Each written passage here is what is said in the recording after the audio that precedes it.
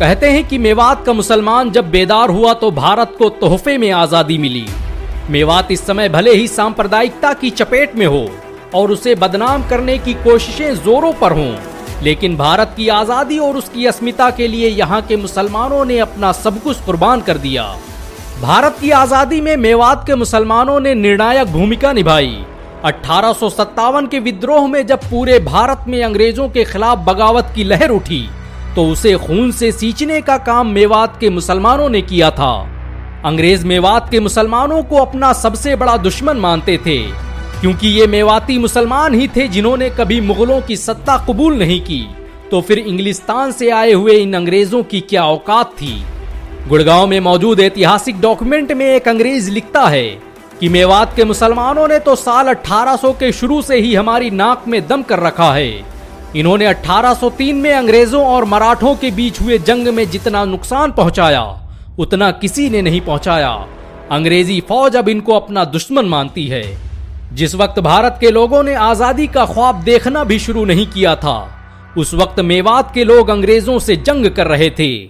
साल 1803 में मेवात के नगीना तहसील के नौटकी गांव में रहने वाले मौलवी एवज खान ने अंग्रेजों के खिलाफ जंग का ऐलान कर दिया और इस जंग में अंग्रेजों को शिकस्त का सामना करना पड़ा। टीपू सुल्तान की शहादत के बाद ये मेवाती ही थे जो भारत की आजादी की मशालें बुलंद किए हुए थे। मौलवी एवज खान से मिली हार के बाद अंग्रेज ऐसा दहशत में आए कि दिल्ली के रेजिडेंट मिस्टर सेक्टर ने 1807 में अपने अधिकारियों को खत लिखा कि उन्हें मेवातियों से समझौता कर लेना चाहिए। हालांकि ये अंग्रेजों की चाल थी और वो सही वक्त पर मेवातियों के कत्लेआम का इंतजार कर रहे थे और नवंबर 1857 उनके इसी ख्वाब के पूरा होने का दिन था। 1857 में जब पूरे देश में विद्रोह की आग जलना शुरू हुई तो उस आग को मेवातियों के खून से ठंडा किया गया। इतिहासकार लिखते हैं कि मेवात से दिल्ली जाने वाली सड़क के हर कोने पर मुसलमानों की लाशों के ढेर लगे हुए थे। अंग्रेजों ने मुसलमानों की संपत्तियों को लूटकर उनके घरों को खंडहरों में तब्दील कर दिया और विद्रोह के जुर्म में मेवात के 10,000 मुसलमान एक साथ कत्ल कर दिए गए। ये भारत के इतिहास में 1857 में होने वाली सबसे बड़ी घटना थी। मेवात के मुसलमानों का यही वो खून था जिसके रंग ने भारत में आजादी के आंदोलन को तेज कर दिया। यहां तक कि अंग्रेजों को इसका एहसास हो गया कि उन्होंने मेवात के 10,000 वीर सपूतों को कत्ल कर अपने ताबूत में आखिरी कील ठोक ली है। मेवातियों पर अंग्रेजों के जुल्म का ये आलम था कि भारत में सबसे ज्यादा टैक्स मेवात के लोगों पर लगाया गया। अंग्रेजों ने 1842 में मेवात क्षेत्र का राजस्व 11,14,000 रुपये तय किया, जो फसल उत्पादन के मुकाबले में काफी ज्यादा था और खुद लॉर्ड कनिंघम ने ये बात अपने मुंह से कबूल की थी।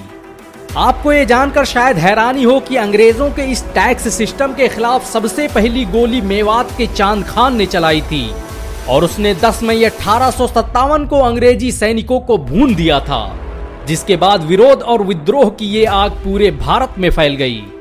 मेवात के लोगों ने 1857 में नूह, घासेड़ा, रायसीना, तावड़ू और खोरी में कई जंगें लड़ी, जिसका जिक्र आज भी गुड़गांव गजेटियर में देखा जा सकता है। विरोध की आवाज को दबाने के लिए अंग्रेजों ने 1858 में मेवात के इर्द गिर्द की सारी बस्तियां जला डाली और बहुत सी मस्जिदों को शहीद कर दिया। बात मुसलमानों की इज्जत पर आई और जब अंग्रेजों का जुल्म हद से ज्यादा बढ़ा तो मेवात के रायसीना में रहने वाले लॉर्ड खान ने गुड़गांव के तत्कालीन अंग्रेज कलेक्टर क्लिफोर्ड की हत्या कर दी। वही नूह जहां इस वक्त सांप्रदायिकता चरम पर है, उसी नूह में 1857 को एक मुसलमान सदरुद्दीन ने अंग्रेजों को ऐसी धूल चटाई कि अंग्रेजों ने नूह में पूरी सेना उतार दी, जिसके नतीजे में 52 मुसलमानों को हाथियों से बांधकर पेड़ पर लटकाकर फांसी दे दी गई। अंग्रेज मेवात पर कभी पूरी तरह से कब्जा नहीं कर पाए। मेवात ने ऐसे ऐसे जाबाज सिपाही और ऐसी ऐसी टेक्नोलॉजियों का आविष्कार किया जिसका सामना करना अंग्रेजों के बस की बात नहीं थी। 1857 में घासेड़ा में रहने वाले अली हसन मेवाती की बनाई तोप ने अंग्रेजों के छक्के छुड़ा दिए। अली हसन का यह क्रांतिकारी आविष्कार अंग्रेजों के लिए घातक साबित हो सकता था, इसलिए उन्होंने पूरे घासेड़ा को घेर कर अली हसन की हत्या कर दी। अंग्रेजों का political leader major W Eden जब अपनी फौज लेकर मेवात आया तो वो कहने लगा कि इसे जीतना तो नामुमकिन है। मेवात में 1857 के विद्रोह का नेतृत्व करने वाले नवाब अहमद मिर्जा खान और नवाबुद्दौला मुसलमान थे।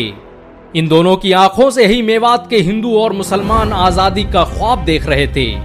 इस पूरे विद्रोह का नेतृत्व उन्हीं मौलवियों के हाथ में था जिन्हें आज शक की निगाहों से देखा जाता है। जिस वक्त मेवात के मुसलमान भारत की आजादी के लिए जंग कर रहे थे, उसी वक्त मौलवी नूर अली, मौलवी मोहम्मद मुरीद, मौलाना अबुल हसन अफगानी, हजर खस्तीवाला और डॉक्टर नजर मोहम्मद बादशाहपुरी जैसे लोग मेवात आकर उनकी हौसला अफजाई कर रहे थे।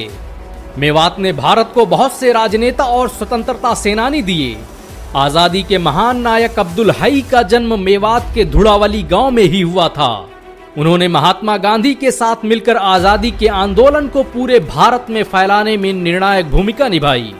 1947 में जब बंटवारे के वक्त मेवात में मुसलमानों का कत्लेआम किया जाने लगा, तो ये अब्दुल हई ही थे जिनके कहने पर गांधी जी मेवात आए और उन्होंने मुसलमानों को विस्थापित होने से रोका।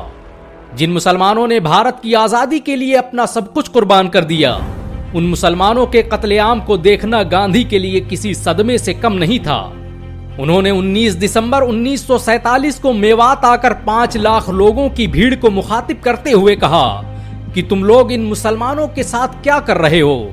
तुमने साथ मिलकर भारत की आजादी की लड़ाई लड़ी और अब तुम धर्म की बुनियाद पर लोगों को कत्ल कर रहे हो, मस्जिदों और इबादत गाहों को तोड़ रहे हो।